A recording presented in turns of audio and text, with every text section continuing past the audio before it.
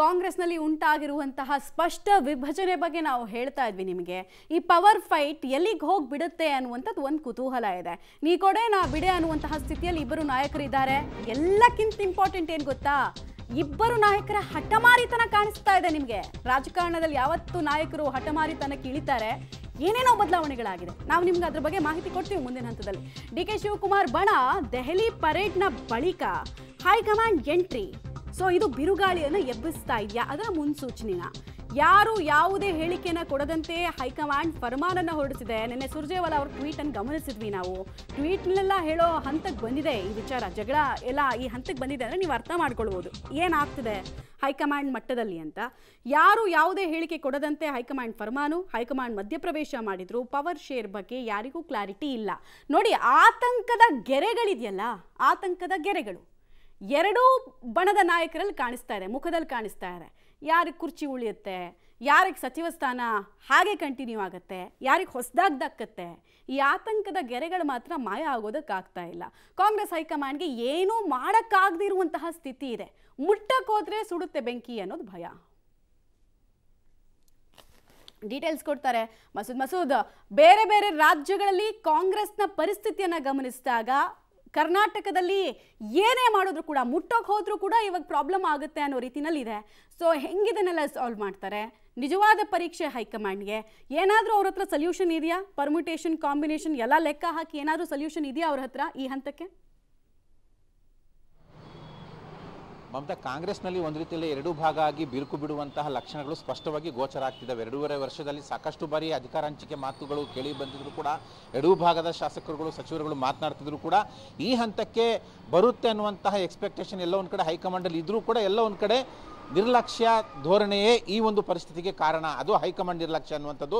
ಈಗ ಶಾಸಕರು ಬಹಿರಂಗವಾಗಿ ಮಾತಾಡ್ತಿದ್ದಾರೆ, ಹೈಕಮಾಂಡ್ ಇಲ್ಲಿವರೆಗೆ ಬಿಟ್ಕೊಂಡು ಬಂದಿದ್ದೆ ಇಷ್ಟಕ್ಕೆಲ್ಲ ಕಾರಣ ಅಂತ. ಆ ಹಿನ್ನೆಲೆಯಲ್ಲೇ ಶಾಸಕರ, ಅದರಲ್ಲೂ ಮುಖ್ಯವಾಗಿ ಡಿ ಕೆ ಶಿ ಬಣದ ಶಾಸಕರ ಅಸಹನೆಯ ಕಟ್ಟೆ ಒಡೆದು ಹೋಗಿ ಈಗ ಅವರು ದೆಹಲಿಗೂ ಕೂಡ ಪರೇಡ್ ಮಾಡ್ತಿದ್ದಾರೆ. ಇವತ್ತೊಂದು ತಂಡ, ಭಾನುವಾರ ನಾಳೆ ಒಂದು ತಂಡ ಹೋಗೋ ಸಾಧ್ಯತೆ ಇದೆ. ಅದ್ರ ಮಧ್ಯೆ ಹೈಕಮಾಂಡ್ ಅವರು ಒಂದು ಎಚ್ಚರಿಕೆ ಸಂದೇಶವನ್ನು ರವಾನೆ ಮಾಡಿದ್ದಾರೆ. ನಾಯಕತ್ವದ ಬಗ್ಗೆ ಯಾರು ಕೂಡ ಮಾತನಾಡಬೇಡಿ ಅಂತ. ದೆಹಲಿಗೆ ಡಿ ಕೆ ಶಿ ಬಣದ ಶಾಸಕರು ಹೋದ ನಂತರ ಹೈಕಮಾಂಡ್ ಎಂಟ್ರಿ ಆಗಿರುವಂಥದ್ದು.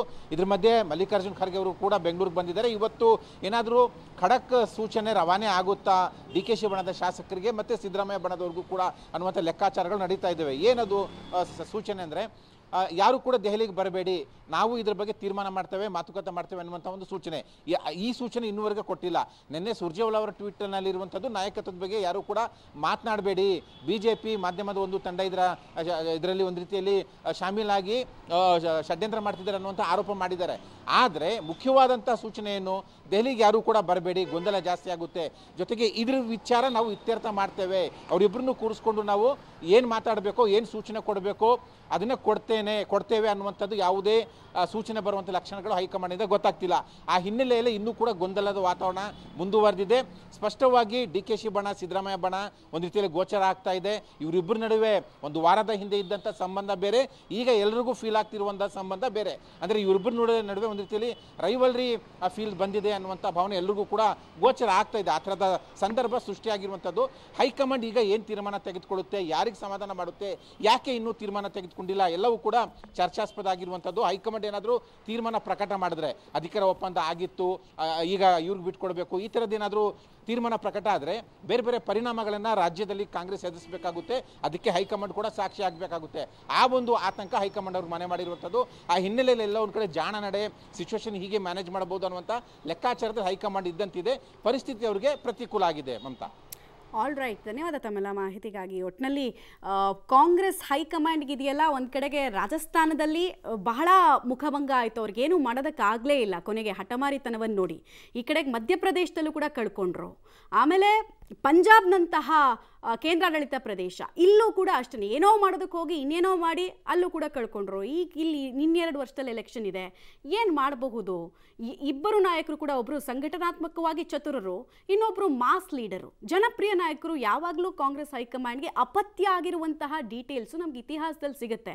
ಫಾರ್ ಎಕ್ಸಾಂಪಲ್, ದೇವರಾಜ ಅರಸು ಅವ್ರ ಬಗ್ಗೆ ಹೇಳ್ಬೋದು, ವೀರೇಂದ್ರ ಪಾಟೀಲ್ ಬಗ್ಗೆ ಹೇಳ್ಬೋದು, ಎಸ್ ನಿಜಲಿಂಗಪ್ಪ. ಯಾಕೆ ಇಂದಿರಾ ಗಾಂಧಿ ವರ್ಸಸ್ ಎಸ್ ನಿಜಲಿಂಗಪ್ಪ ಅನ್ನೋ ಪರಿಸ್ಥಿತಿ ಇರಲಿಲ್ವಾ? ಸೊ ಟ್ಯಾಕಲ್ ಮಾಡೋದಕ್ಕಾಗಿಲ್ಲ. ರಾಹುಲ್ ಗಾಂಧಿ ಅವರ ನಾಯಕತ್ವದ ವಿಚಾರದಲ್ಲಿ ನಿಜವಾದ ಪರೀಕ್ಷೆ ಇದು. ಕೇವಲ DCM ಅವರ ಭವಿಷ್ಯ ಏನಾಗುತ್ತೆ ಅಥವಾ CM ಭವಿಷ್ಯ ಏನಾಗುತ್ತೆ ಅನ್ನೋದಕ್ಕಿಂತ Rahul Gandhi how did he handle ಅನ್ನೋದು ರಾಷ್ಟ್ರ ಮಟ್ಟದಲ್ಲಿ ಚರ್ಚೆ ಆಗುತ್ತೆ. ಮತ್ತು ಅವರ ಮಿತ್ರ ಕೂಟಗಳಿಗೂ ಕೂಡ ಇದು ತುಂಬ ಇಂಪಾರ್ಟೆಂಟ್ ಆಗಿರುವಂತಹ ರಾಜ್ಯ. ಸೊ ಏನಾಗುತ್ತೆ ಅನ್ನೋದು ಒಂದು. ಎರಡನೇದು, 50ಕ್ಕಿಂತ ಹೆಚ್ಚು ಶಾಸಕರು DCM DK ಶಿವಕುಮಾರ್ ಕಡೆಗೆ ವಾಲೋದಕ್ಕೆ ಸಾಧ್ಯ ಇದೆಯಾ ಈ ಹಂತದಲ್ಲಿ? ಒಂದು ವೇಳೆ ಕಾಯಿನ್ ಏನಾದರೂ ವಾಲ್ತಿದ್ದಾರೆ ಅನ್ನೋದು ಗೊತ್ತಾದರೆ BJP ಮತ್ತು JDS ಅನ್ನೋ ಆಪ್ಷನನ್ನು ಕೂಡ ತೆಗೆದುಹಾಕೋಕ್ಕಾಗಲ್ಲ. It is too early to say, but still ರಾಜಕಾರಣದಲ್ಲಿ ಎಲ್ಲವೂ ಸಾಧ್ಯ ಇದೆ.